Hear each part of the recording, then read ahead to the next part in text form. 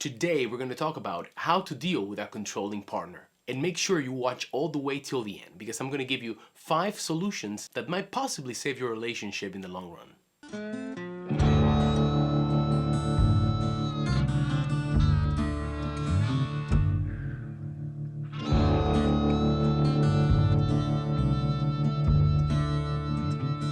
Boom! Cześć ludzie! What's up people? Hola Vigos Dad here. Welcome to another episode. Today guys, I want to talk to you about something that a lot of couples struggle with. It's very difficult at the beginning of a relationship when you're starting to know someone to kind of like see past whatever they want to show you, and it takes a little bit to see between the cracks. We have all been in that relationship where it seems like the person that you're with is a little bit, too jealous. Heck, you might be in that relationship right now. As a matter of fact, you might even be that person that is a little bit too jealous. So on this episode, I want to talk to you a little bit about the concept of controlling, of jealousy, of possessiveness, and what can we do if we are in this relationship but we love this person and we see a future with them, but sometimes those behaviors throw you off a little bit, or maybe your behaviors are throwing off your partner. Stick with me and let's find out a little bit more about this and how to solve it. A very big disclaimer, I am not a psychologist, I am not a therapist. I'm just a regular person that finds interest in things related to relationships, and I've done a little bit of research on this, mixed it with some of my own experiences. I just want to create this video, maybe you'll find something useful. A lot of these behaviors are actually rooted in childhood. They're rooted in our past. It's an evolutionary thing. Whenever we were in danger or whenever we felt insecure, we had a tendency to cling on to our parents because they would guarantee our safety and they would guarantee our survival. And as adults, we project these feelings onto our partners and make them feel that, they need to be reminded that they have to protect us, that they have to be with us, that they need us, that we need them. And sometimes it just goes a little bit too far. Let's check a textbook definition of what is control. Control is the way that a person, oftentimes an abusive one, gains and maintains power and control over another person in order to subject them to psychological, physical, or sexual control. There are some concepts that I want to touch on which I think relate directly to this idea of a person being controlling. We're going to talk about jealousy and we're going to talk about possessiveness. Jealousy and possessiveness are things that we feel naturally as human beings. It's hard for us sometimes to accept that there might be someone else that's smarter or that is more hardworking or that it's even more good looking. Granted, many of us want to go through our lives not really comparing ourselves to others too much, but there is a little bit of that in the back of our mind, that competitiveness. It dates back to when we were primates. It was all about survival of the strongest, survival of the fittest. But you might be asking yourselves, what are the differences between jealousy and possessiveness? Well, to be honest, jealousy usually requires a triangle. It's a dynamic between 3 people. The one who's jealous, the one who is in a relationship with that person, and the third one that represents the threat. Now, possessiveness is an abnormal tendency to want to dominate and control others. And generally, it involves in the restriction of their social relationships. Possessiveness comes from possession, this tendency that human beings have to accumulate and to feel proud of the things that they own. In the case of a relationship, it really acts as poison. It doesn't allow space for growth, for breathing. Instead, it gives this false idea of commitment, that you are truly committed to your partner, because why would you go out and expand your social relationships? Instead, you have to remain close to that person and kind of like be at the mercy of their needs. A possessive person needs a constant reassurance from their partners that they are liked, that they are loved, that they are understood, but obviously taking it way too far. You might find some of the signs in your partner and some of them yourself. You might display some of those. Doesn't necessarily mean that you are an ultra possessive person or that your partner is uber controlling, but at the end of the day, it's good to keep in check what are those things that we might be doing that maybe we should work on them a little bit, because at the end of the day, we're trying to develop relationships that last a long time. So these are the signs of a person that is very controlling. They usually isolate you from your friends and family. They have chronic criticism even over the smallest things. They make acceptance, caring, and attraction a conditional thing. I'm gonna love you more if you do this. They have an overactive scorecard.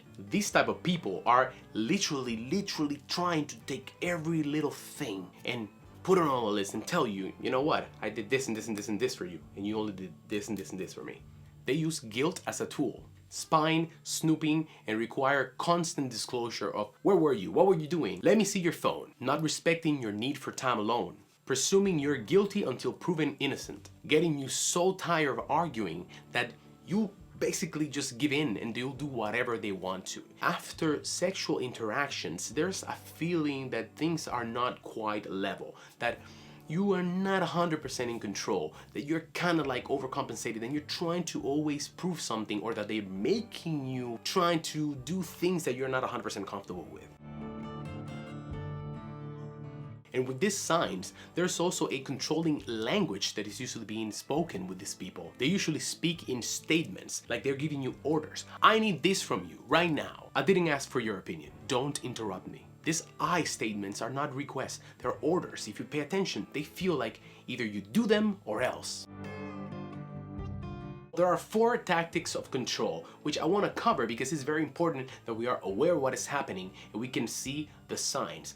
And soon after, we're going to move into how to deal with those things so we can have a beautiful relationship with the person that we love, get rid of some of those things that might be potentially harming our relationship. Positive reinforcement, that is superficial charms, praise, the quote-unquote crocodile tears when someone is trying to show empathy but they don't really mean it. Excessive apologizing, money, here, there you go, buy whatever you want. There's also negative reinforcement, which is removing one from a negative experience as a reward. Like for example, if you do this for me, you won't have to go do the shopping, I'll do it myself. You know what I mean? There is punishment, which includes nagging, yelling, silent treatment, emotional blackmail, swearing, threats, guilt trip, crying, playing the victim, and there is traumatic events, which usually comes with one behavior that will make an impact. That can be a very strong swearing or yelling or breaking something, creating a pattern in the brain of the victim that if I do this, this is going to be the consequence. Therefore, the victim is already being conditioned to act a certain way to avoid upsetting the other person.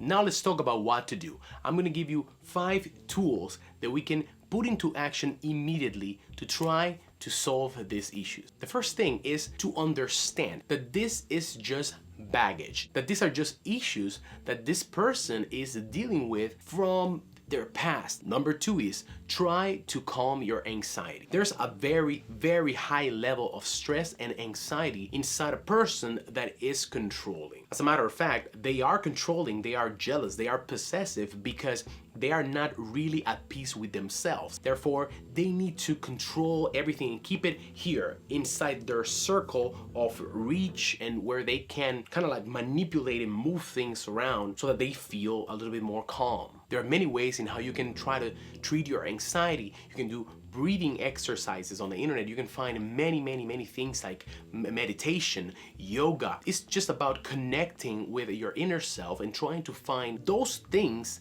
that when you do them, immediately put you in a state of calm and peacefulness. Number 3, and this one is actually difficult because it requires restraint, but that is trying to control yourself not to give in to those behaviors like checking the phone of someone else, or sometimes even spying on them, following them in the car to see where are they going, or the typical thing where the partner goes out with their friends and then, oh, I couldn't reach you, so I call your friend, check your phone, maybe, I don't know, you didn't have signal. The reality is that you're just checking up to see if the story that was being told to them is actually true and it matches. It's also important to resist the urge to do things like, I'm gonna freeze her out, or I'm not gonna speak to him until he comes and begs me. Number 4 is invest in your life. You have to find what is the thing or what are the things that add value to your life individually. It's very common among people that are controlling to feel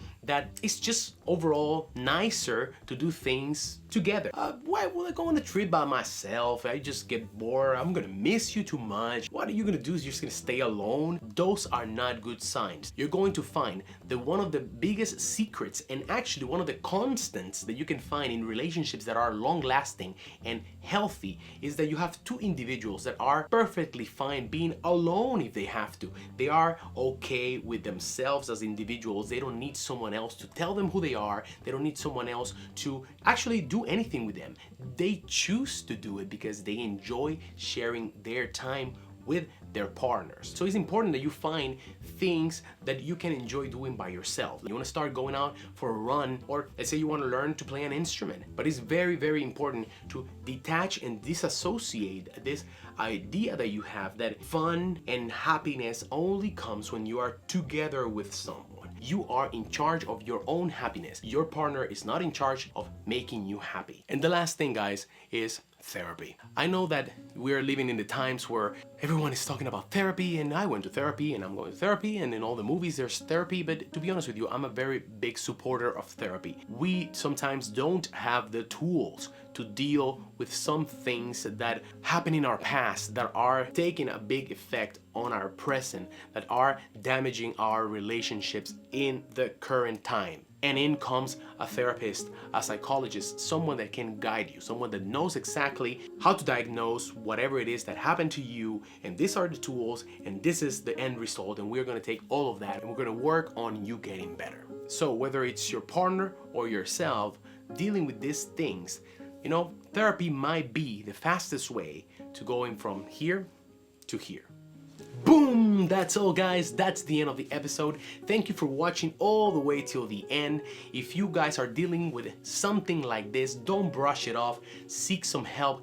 Get to work. Give us a thumbs up if you like this episode, and don't forget to subscribe. See you next week. Adios.